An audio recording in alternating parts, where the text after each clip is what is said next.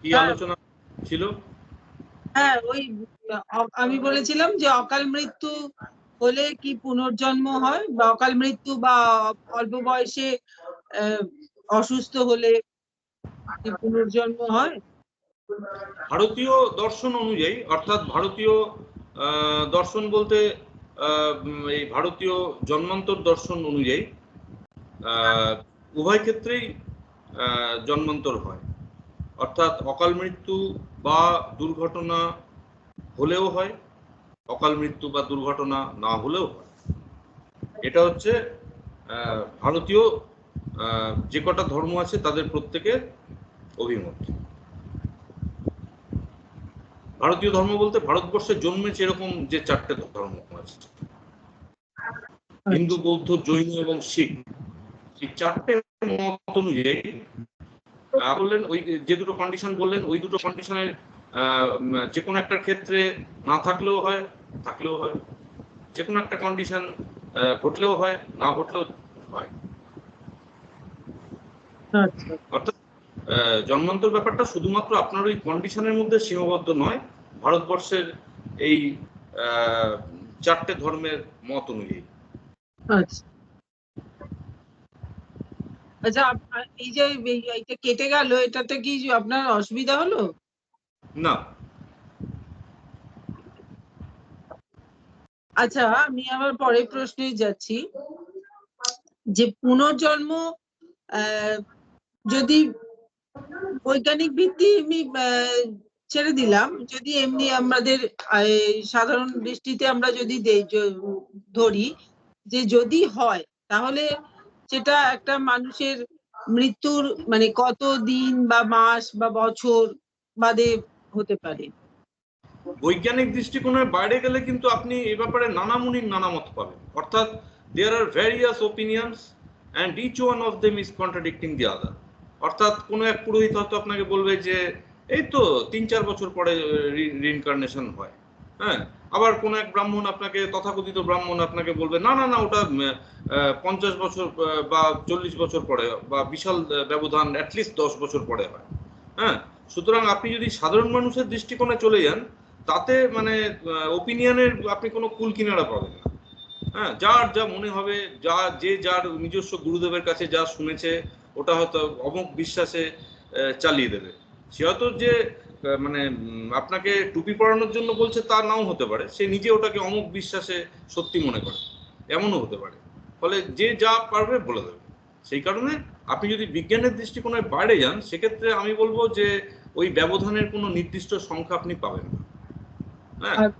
বিজ্ঞানের দৃষ্টিভঙ্গিতে কিছু হ্যাঁ, বিজ্ঞানের দৃষ্টিভঙ্গিতে যে কটা জাতিস্বর কেস এ পর্যন্ত অফিসিয়াল সায়েন্সে নথিভুক্ত হয়েছে, এবং তা হয়েছে আমেরিকার ইউনিভার্সিটি অফ ভার্জিনিয়াতে। 3000 মতো জাতিস্বর কেস নথিভুক্ত হয়েছে। এই বিশাল পরিসংখ্যানে দেখা গেছে যে জাতিস্বরদের মধ্যে বা তথাকথিত জাতিস্বরদের মধ্যে এই ইন্টারমিশন পিরিয়ড বা মৃত্যু এবং জন্মের মধ্যকালীন যে সময় ব্যবধান, সেটার একটা সেন্ট্রাল টেন্ডেন্সি বার করা হয়েছে। অর্থাৎ অ্যাভারেজ বা মিডিয়ান বার করা হয়েছে, হয় পাটিগণিতীয় গড়, অ্যারিথমেটিক অ্যাভারেজ, অথবা মিডিয়ান বার করা হয়েছে। মিডিয়ান মানে হচ্ছে এমন একটা সংখ্যা যার বাঁ দিকে থাকার সম্ভাবনাও যত, ডান দিকে থাকার সম্ভাবনাও তত। অর্থাৎ ওই সময়সীমার কমে জন্মানোর সম্ভাবনাও ধরে নিন 50%, ওই সময় ব্যবধানের বেশিতে জন্মানোর এই সম্ভাবনাও 50%। তাতে দেখা গেছে যে এশিয়ান কান্ট্রিগুলোতে, এই ধরুন ভারত, থাইল্যান্ড, ব্রহ্মদেশ, শ্রীলঙ্কা, তুরস্ক, লেবানন, এই ধরনের, তুরস্কের অবশ্য একটা অংশ ইউরোপে আছে, যাই হোক, মোটামুটি এশিয়ান কান্ট্রিতে যা পরিসংখ্যান পাওয়া গেছে, তাতে মিডিয়ান হিসেবে আসছে 1.5 বছর মতো। অর্থাৎ 1.5 বছরের কমে পুনর্জন্ম হওয়ার সম্ভাবনা 50%, 1.5 বছরের দেরিতে পুনর্জন্ম হওয়ার সম্ভাবনা 50%। মিডিয়ানটা ঠিক তথাকথিত গড় নয়, এটা হচ্ছে যে এমন একটা সংখ্যা যার আগে এবং পরে দুটোরই ইয়েটা সমান থাকে, ওজনটা সমান থাকে, হ্যাঁ। সংখ্যাটা হয়তো খুব ছোট সংখ্যাও হতে পারে, মাত্র 1.5 বছর, কিন্তু 1.5 বছরের কমে, ধরুন 3000টা কেসের মধ্যে 1500টা কেস 1.5 বছরের কমে পাওয়া গেছে, ইন্টারমিশন, আর বাকি 1500টা কেস 1.5 বছরের 3000টা কেস তো সারা পৃথিবী। এশিয়ার ক্ষেত্রে ধরুন 3000-এর মধ্যে কথা বলছি, হয়তো এশিয়ার ক্ষেত্রে 2000 পাওয়া গেছে। তা 2000-এর মধ্যে 1000 মতো কেস ওই 1.5 বছরের আগে পুনর্জন্ম হয়েছে, আর বাকি 1000 মতো কেস 1.5 বছরের পরে পুনর্জন্ম হয়েছে। 1.5 বছরের পরে যাদের পুনর্জন্ম হয়েছে তারা হয়তো লম্বা গ্যাপ হতেও পারে, হয়তো কারোর 17 বছর পরে পুনর্জন্ম হয়েছে, কারোর হয়তো 20 বছর পরে পুনর্জন্ম হয়েছে।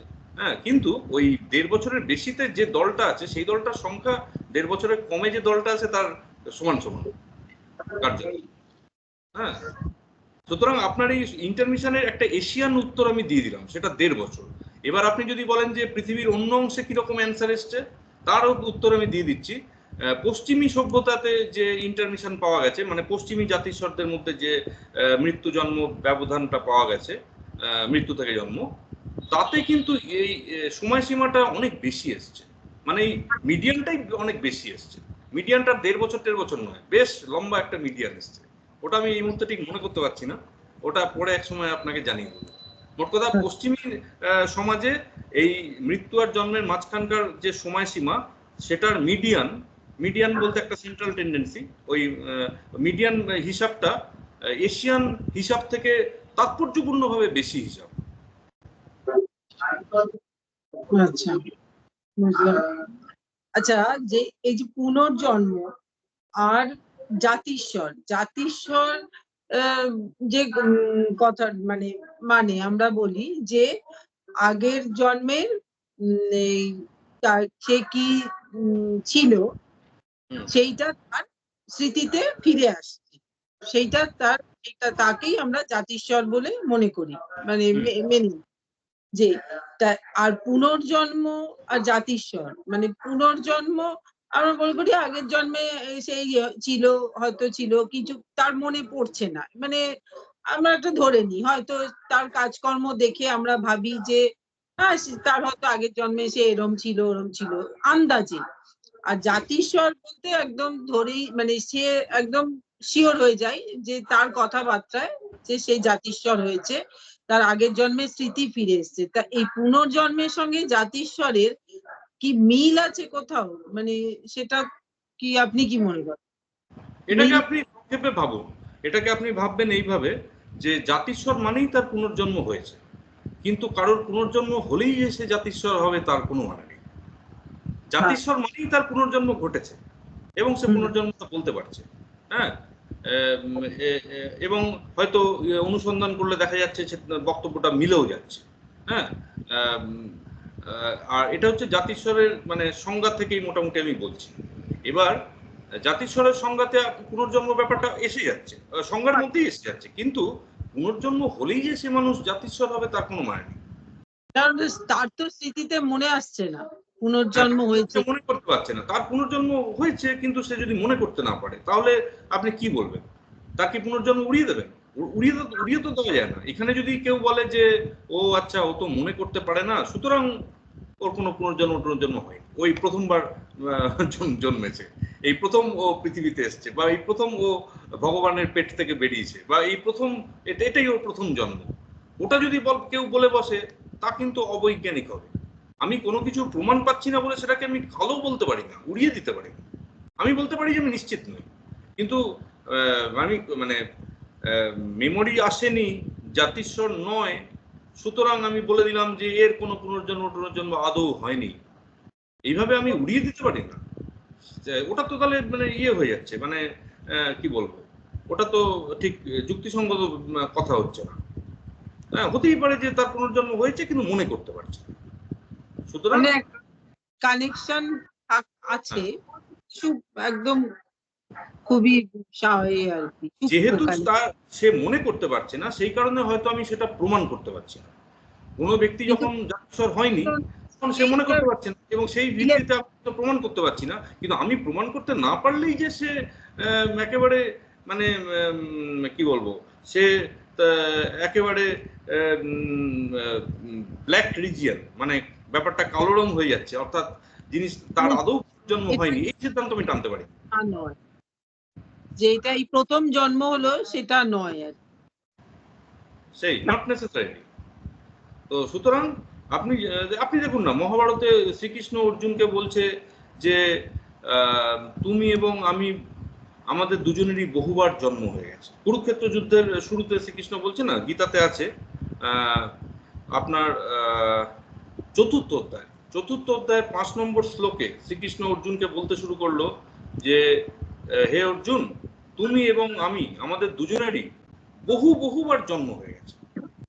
আমি তা সবই মনে করতে পারি, কিন্তু তুমি তা পারো না। এই যে অর্জুনকে উনি এইভাবে বললেন যে তুমি তা পারো না, তার মানে কি? অর্জুন হচ্ছে অজাতিস্বর, অর্জুন জাতিস্বরের ক্ষমতাটা অর্জন করে। অন্যদিকে শ্রীকৃষ্ণ বলছে আমি সব পারি, তার মানে শ্রীকৃষ্ণ হচ্ছে জাতিস্বর, সে তার পূর্বজন্ম স্মরণ করেছে।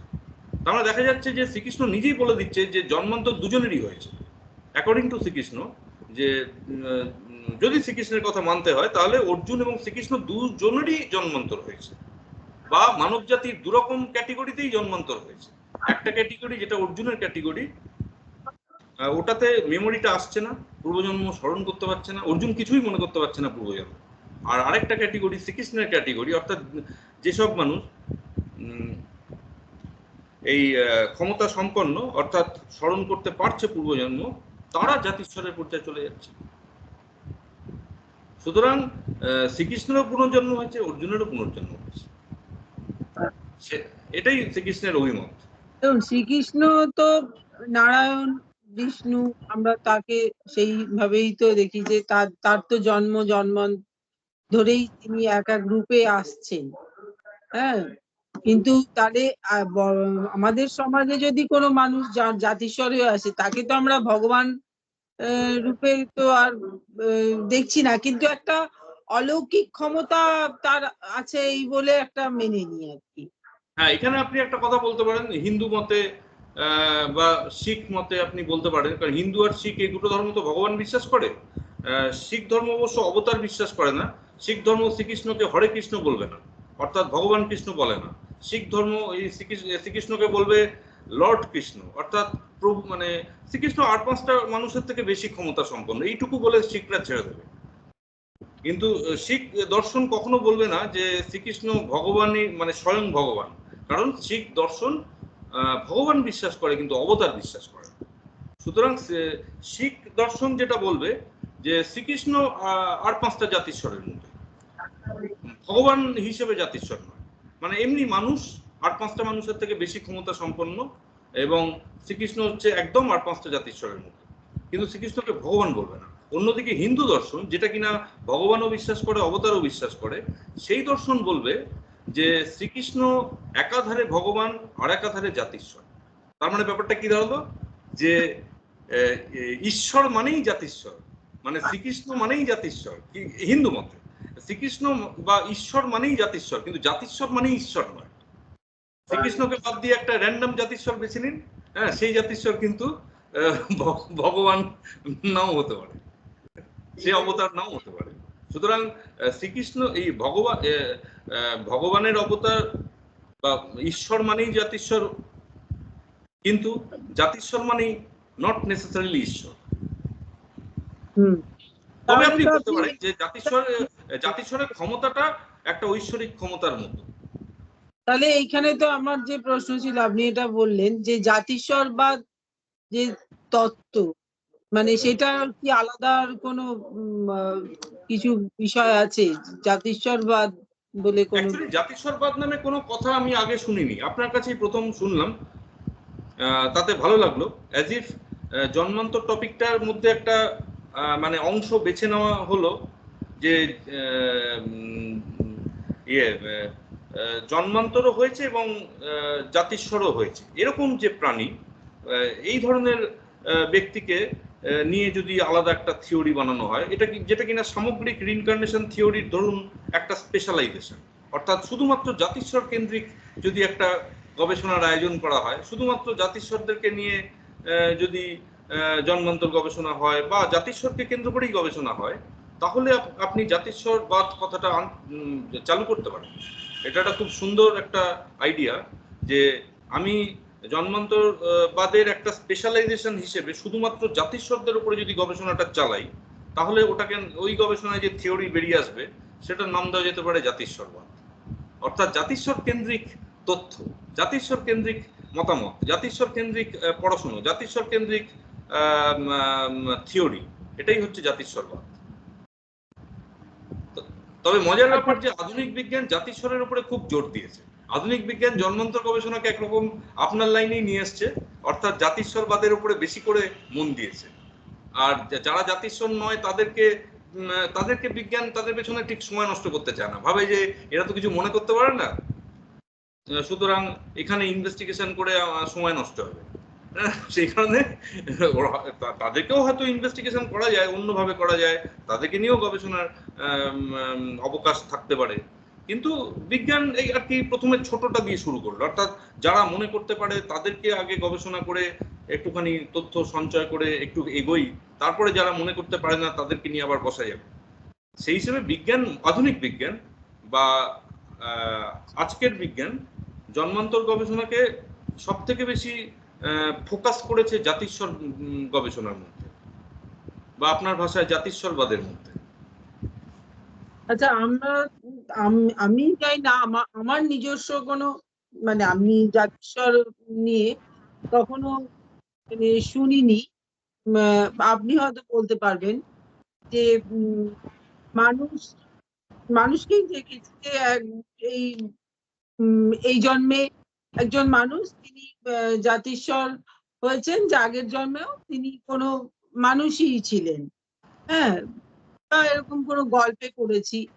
কিন্তু কোনো পশু পাখি ছিলেন আগের জন্ম, সে মনে করছে যে আমি এরকম সাপ ছিলাম, ব্যাঙ ছিলাম, কুকুর বেড়াল, এরকম কিছু কি আপনার জানা আছে যে এরকম কিছু? দেখুন, ভারতবর্ষের মাটিতে জন্মে আমি তো বৌদ্ধ ধর্ম নিয়ে জ্ঞানার্জন করেছি কিছুটা হলেও, হ্যাঁ, ভারতবাসী হিসেবে, এবং ভারতবর্ষে আমি বড় হয়েছি। আমি বুদ্ধদেবের ওই অশ্বত্থ গাছটাতে আমি গেছিলাম ভ্রমণ হ্যাঁ, করতে, যে বুদ্ধগয়াতে যেটা আছে, যেখানে উনি ধ্যান করেছিলেন এবং দীর্ঘ 6 বছর মতো ধ্যান করে উনি সিদ্ধান্ত এলেন যে জন্মান্তর আছে।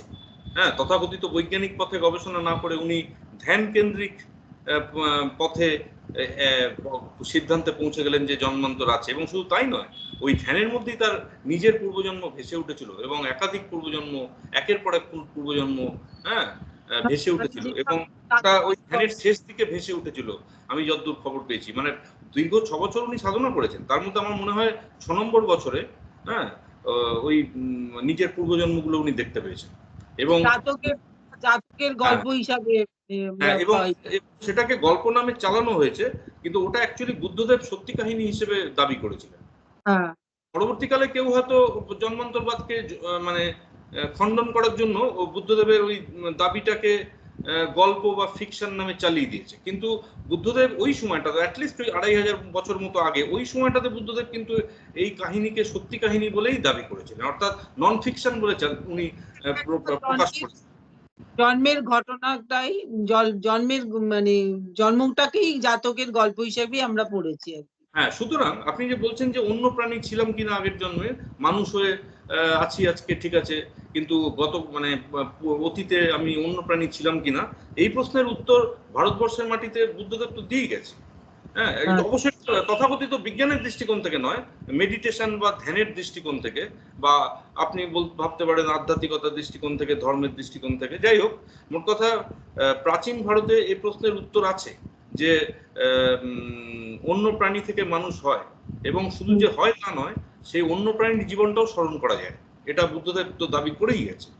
হ্যাঁ, এবং জাতকের গল্প বিখ্যাত গল্প, মোটা বই আছে জাতকের গল্পের উপর। হ্যাঁ, এবং তাতে বুদ্ধ মানে বিভিন্ন রকম জন্ম বর্ণনা করেছে। তাতে বোধহয় একটা হরিণ জন্মও ছিল আমার যতদূর মনে পড়ছে। হ্যাঁ, বিভিন্ন রকম জন্ম। তো যাই হোক, এখন ব্যাপারটা হচ্ছে দেখুন, শুধু পৃথিবীতে তো এত প্রাণী আছে, এখানে তো একটা প্রশ্ন এসেই যায় যে এত প্রাণী, হ্যাঁ, তা এত প্রাণী আছে কি করতে? এটাও তো একটা গবেষণার বিষয়। এত প্রাণী কেন? শুধু মানুষ থাকতে পারতো, বা শুধু জলচর প্রাণী থাকতে পারতো, এত প্রাণী কেন পৃথিবীতে অবস্থান করছে? এই ধরনের জিনিস নিয়ে কিন্তু প্রাচীনকালে ভারত খুব গবেষণা করেছে। হ্যাঁ, ভারতের গবেষণাটা কি বলবো, নিছক একটা একটা মানুষ বলছে যে আমি আগের জন্মে আর একটা মানুষ ছিলাম, এই ধরনের জাতিস্বর কেসের মধ্যে ভারতবর্ষের গবেষণা কিন্তু সীমাবদ্ধ নয়। ভারতবর্ষের গবেষণা সেই অন্য প্রাণীর সঙ্গে মানুষ টানুষ এই ধরনের বিষয়তেও পৌঁছে গেছে। হ্যাঁ, তো যাই হোক, এটা তো গেল ইয়ের দিকটা, মানে বিজ্ঞানের বিকল্প পথের কথা। এখন বৈজ্ঞানিক দৃষ্টিকোণ থেকে আপনি যদি জানতে চান যে কোনো জাতিস্বর মানুষ ব্যতীত অন্য জীবন বর্ণনা করেছে কিনা, মানে বিজ্ঞানের খাতায় যে ধরুন 3000 মতো জাতিস্বর কেস রেজিস্টার হয়েছে, হ্যাঁ, আমেরিকাতে, তো সেই ভান্ডারের তথ্য ভান্ডারের মধ্যে এরকম কোনো কেস আছে কিনা, এই প্রশ্নটা আপনি করতে পারেন। যে বুদ্ধদেব তো পুরনো আমলের লোক হয়ে গেল, ঠিক আছে, আধুনিক যুগে আমেরিকাতে যেখানে 3000 মতো জাতিস্বর কেস রেকর্ড হয়ে গেছে অফিসিয়ালি, হ্যাঁ, এবং বিজ্ঞানের আওতায় তার গবেষণা চলছে, সেখানে কি এরকম কেস আছে কিনা, অর্থাৎ মানুষ রিপোর্ট করেছে আগের জন্মে সে অন্য প্রাণী ছিল। তা এবার আপনাকে একটা ইনফরমেশন দিয়ে দিই যে ইউনিভার্সিটি অফ ভার্জিনিয়ায় এখন সারা পৃথিবীতে এই জন্মান্তর গবেষণার মধ্যে একমাত্র মানে কি বলবো, একমাত্র সর্বোচ্চ প্রতিষ্ঠান বলে মনে করা হয়, হ্যাঁ, অফিসিয়াল সায়েন্সে জন্মান্তর গবেষণার বিষয়টাতে। এবং সেই একমাত্র সর্বোচ্চ প্রতিষ্ঠানে যে 3000 মতো ডাটাবেস এই কেস রিপোর্ট হয়েছে, তথাকথিত জাতিস্বর কেস, সেই তথ্য ভান্ডারের মধ্যে, সেই ডাটাবেসের মধ্যে একটা সিঙ্গেল কেসও পাওয়া যায়নি আমি যতদূর জানি। একটা সিঙ্গেল কেসও সেখানে রেজিস্টার হয়নি যেখানে কিনা এই পূর্বজন্মটা অন্য প্রাণী ছিল বলে খবর হয়েছে। মানে পূর্বজন্মে একটা মানুষ দাবি করলো যে আমি পূর্বজন্মে অন্য প্রাণী ছিলাম, এই ধরনের দাবি চীন দেশে পাওয়া গেছে, কিন্তু ইউনিভার্সিটি অফ ভার্জিনিয়া আমেরিকাতে পাওয়া যায়। হ্যাঁ, চীন দেশের এরকম পাওয়া গেছে আমি জানি, কিন্তু চীন দেশের ওই দাবিটাকে ইউনিভার্সিটি অফ ভার্জিনিয়া স্বীকৃতি দেয়। চীন দেশে একটা কেস রিপোর্টিং হয়েছিল যে একটা মহিলা বলেছিল আমি আগের জন্মে ঈগল পাখি ছিলাম, এবং জনিত চৈনিক তার সপক্ষে এভিডেন্স তো পরিবেশন করেছিল তার তরফ থেকে, সে মনে করেছিল ওটা সাফিসিয়েন্ট এভিডেন্স, কিন্তু তার এই দাবিটাকে আমেরিকার ভার্জিনিয়া বিশ্ববিদ্যালয় কিন্তু এখনো পর্যন্ত স্বীকৃতি দেয়নি। অর্থাৎ কোনো জাতিস্বর যদি বলে থাকে যে আমি পূর্বজন্মে মানুষ ব্যতীত অন্য প্রাণী ছিলাম, এই দাবিটা অফিসিয়াল সায়েন্সের একমাত্র সর্বোচ্চ প্রতিষ্ঠান যেটা আমেরিকাতে অবস্থিত, সেখানে কিন্তু এটা এখনো এরকম কেস রেজিস্টার হয়। অর্থাৎ এটা ধরে নিন এটা অফিসিয়াল সায়েন্সে আসে। আচ্ছা, এই যে আপনি তো অবচেতন মন নিয়ে তো গ্রন্থ লিখেছেন, তাই এই জাতিস্বরের যে আমরা দেখছি, এই যে নানান সিনেমায় দেখি বা গল্প শুনি বা যে কোনো ভাবেই আমরা জাতিস্বরের যে সম্বন্ধে আমরা জানতে পারি, সেইগুলো কি আমাদের অবচেতন মনে কোনো প্রভাব ফেলে? মানে আমাদের মনের ভেতর একটা থেকে যায় যে এই জাতিস্বরের ব্যাপারটা, এইটার ব্যাপারে আপনার কি মনে হয়? প্রশ্নটা আরেকবার বলুন, আমি ঠিক বুঝতে পারলাম না। মানে এই যে জাতিস্বর, এই যে কোনো আমরা যে সিনেমায় দেখলাম যে বা গল্প শুনলাম, যে শুনে আমি ধরুন আমি তো জাতিস্বর কাউকে আমি সামনে সচক্ষে দেখিনি, কিন্তু আমি ধরুন একটা গল্পে পড়লাম যে এই যে ধরুন ওই সোনার কেল্লা গল্পটা দেখলাম, হ্যাঁ, মুকুলের চরিত্রটা দেখলাম, বা আমি একটা হিন্দি সিনেমা দেখলাম যে জাতিস্বর গল্প কাহিনী, সেই কর্ণ অর্জুন। এবার এইটা দেখে আমার মনের অবচেতন মন, আপনি যে অবচেতন মন নিয়ে লিখেছেন গ্রন্থ, সেই অবচেতন মনে আমার কোনো প্রভাব পড়তে পারে কি, যে সেটা আপনার কিরম মনে হয়? অবচেতন মনে কার কি প্রভাব পড়বে এটা ব্যক্তিগত মানসিক কাঠামোর ব্যাপার আছে, ব্যক্তিগত প্রবণতার ব্যাপার আছে। হ্যাঁ, কেউ হয়তো সোনার কেল্লা সিনেমা দেখে তা অবচেতন ভাবেই সিদ্ধান্ত টানবে যে এটা বুজরুকি, অর্থাৎ এটা ফেক। হ্যাঁ, ও মুকুল আদৌ রাজস্থানে তার কোনো জন্ম টন্ম কোনো কালে হয়নি। হ্যাঁ, ও ওই গল্প কথায় শুনেছে যে রাজস্থানে এরকম সোনালী পাথর পাওয়া যায়, রাজস্থানে